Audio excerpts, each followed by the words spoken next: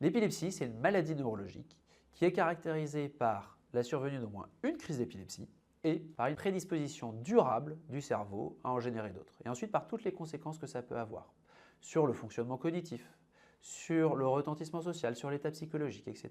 Une crise d'épilepsie, c'est, pour faire très simple, une décharge électrique anormale des neurones qui va se produire dans le cerveau et qui va induire un dérèglement des fonctions de ce dernier.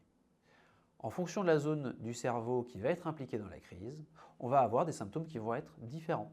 Il n'y a donc pas une, mais des épilepsies avec plein de causes différentes. Ça peut être des causes génétiques, des accinovasculaires cérébraux, des tumeurs, des abcès, etc., etc.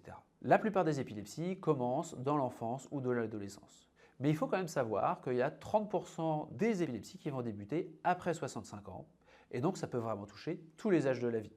Un dernier chiffre, l'épilepsie, c'est la maladie neurologique la plus fréquente après la migraine et la maladie d'Alzheimer.